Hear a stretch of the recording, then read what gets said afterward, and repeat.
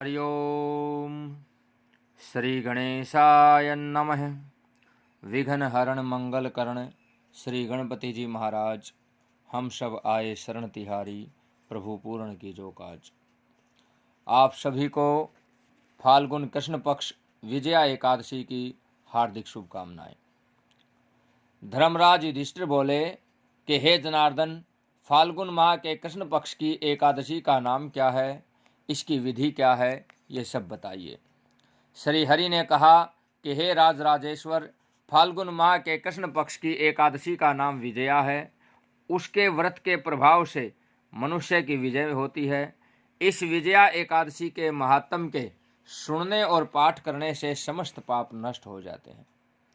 एक समय देवर्षि नारद जी ने जगत पिता ब्रह्मा जी से पूछा कि हे ब्रह्मा जी, आप मुझे फाल्गुन माह के कृष्ण पक्ष की विजया नामक एकादशी के व्रत का विधान बताइए। ब्रह्मा जी बोले, हे नारद, विजया एकादशी का व्रत प्राचीन तथा नए पापों को नष्ट करने वाला है। ये समस्त मनुष्यों को विजय दिलाता है।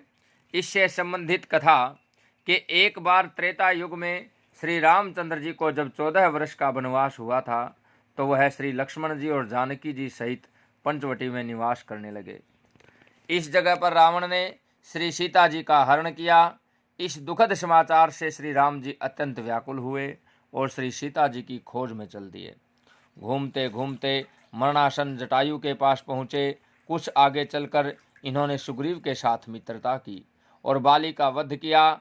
श्री हनुमान जी ने लंका में जाकर सीता जी का पता लगाया और लंका को जलाकर लौटे।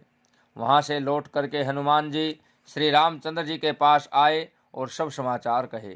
श्री रामचंद्र जी ने सुग्रीव की सम्मति ले वानरों भालुओं की सेना लेकर के लंका को प्रस्थान किया।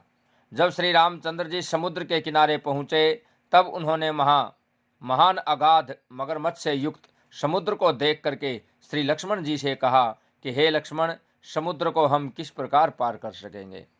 श्री लक्ष्मण जी बोले कि हे श्री राम जी, यहाँ से करीब आधा योजन की दूरी पर कुमारी द्वीप पर बकला दभ्य नाम के मुनि रहते हैं।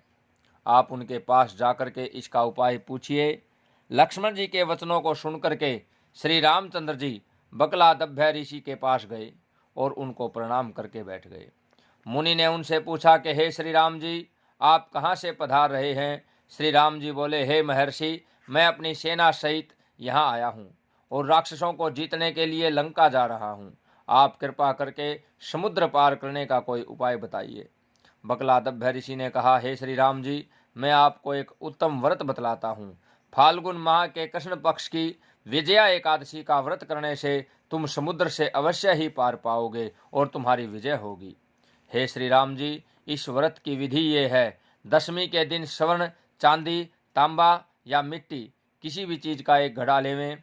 उस घड़े को जल से भर करके उस पर पंच पल्लव रख करके वेदिका पर स्थापित करें। घड़े के नीचे सप्तधान्य शतनजा मिलाएं। ऊपर जौ रखें। उस पर श्री नारायण भगवान की स्वर्ण प्रतिमा रखें। एकादशी के दिन स्नान आदि नित्य क्रम से निवृत्त होकर के धूप दीप नैवेद्य नारियल आदि से नारायण भगवान की पूजा करें। उस दिन भक्ति पूर्वक घड़े के सामने व्यतीत करने और रात्रि को भी उसी तरह बैठ करके रात्रि जागरण करना चाहिए। द्वादशी के दिन नदी या तालाब के किनारे स्नान आदि से निवृत्त होकर के उस घड़े को ब्राह्मण को दे देना चाहिए। हे राम, यदि तुम इस व्रत को सेनापतियों के साथ करोगे तो अवश्य ही तुम्हारी विजय होगी।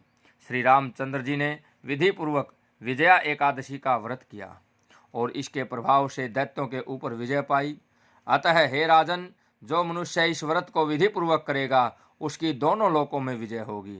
और श्री ब्रह्मा जी ने नारद जी से कहा था कि पुत्र, जो इस व्रत का महात्म सुनता है उसको वाजपेय यज्ञ के फल की प्राप्ति होती है। ओम श्री हरे परमात्मने नमः। ओम श्री हरे परमात्मने नमः।